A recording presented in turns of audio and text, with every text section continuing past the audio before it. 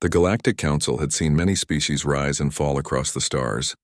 They had witnessed the proud Vraxian Empire crumble under its own weight, watched the crystalline Luxari fade into extinction, and documented countless others who fell to war, plague, or time itself. But they had never seen anything quite like humanity. Commander Vashatar of the Keltharian Defense Force stood at the observation deck, his four eyes fixed on the smoking battlefield below. The planet Turthos 9 had been a strategic nightmare, a moon caught between three warring factions, its surface scarred by plasma fire and kinetic bombardments. The mission had been simple: evacuate the research outpost before the Kraven swarm arrived. What shouldn't have been simple was the 57 wolf cubs, juvenile Keltharians, barely old enough to understand what war meant, trapped in the facility's lower levels when the shields failed. The council had given the order: withdraw. The numbers didn't justify the risk. 57 children against the 200 soldiers it would cost to extract them. Cold mathematics. Logical Arya had heard the order. Everyone on the command channel had heard it. She went anyway.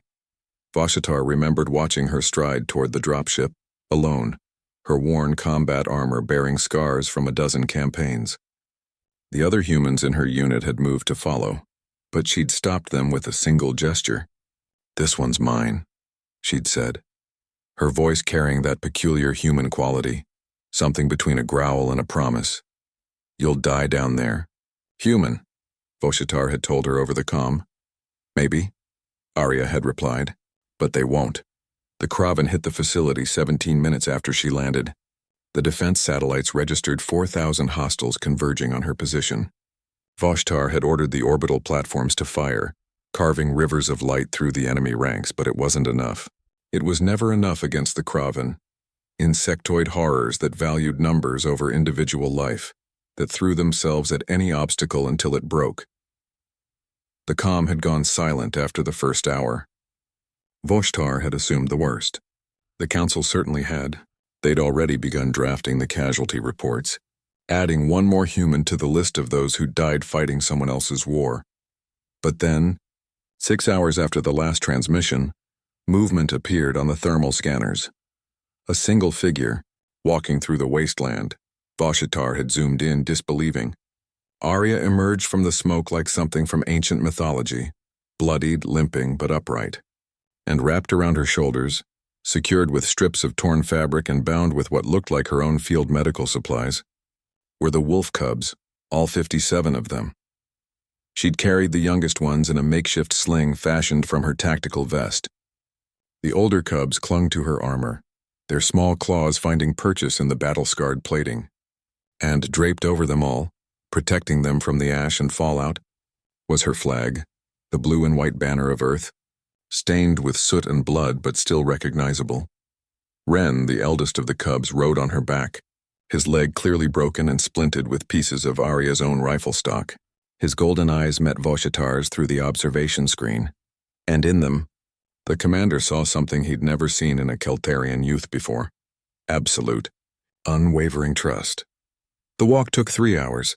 3 hours through territory still crawling with Kraven scouts, through unstable ground where plasma bombardments had melted rock into glass. Vashatar watched every step, unable to look away, unable to help. The orbital platforms had exhausted their ammunition. The fleet was still 6 hours out. All he could do was watch this human, this impossibly stubborn human, carry his people's children to safety. She fell twice. Both times she got back up. The second time, several of the older cubs had tried to climb down to walk on their own, but she'd simply adjusted their weight and kept moving. "Stay put, little wolves," her voice crackled over the comm. "We're almost home." When she finally reached the extraction point, Arya collapsed to her knees. Medical teams swarmed forward, but she waved them off, carefully unwrapping each cub from her flag, checking them over with the methodical precision of a mother counting her children. Only when the last one, little Ren, who refused to let go of her armor, was safely in the medic's care did she allow herself to fall. Vashatar descended from the observation deck, something pulling him toward the landing bay. He found her there, sitting against a bulkhead while a medical officer bandaged wounds that should have killed her 3 times over. Her armor was shredded, exposing burnt skin and deep lacerations. One arm hung useless at her side.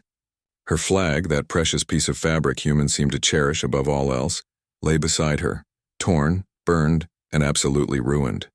Why?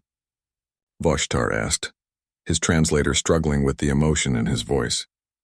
The council gave the withdrawal order. You had no obligation to those children. They aren't even your species. Arya looked up at him, her eyes reflecting something ancient and primal, something that predated civilization itself.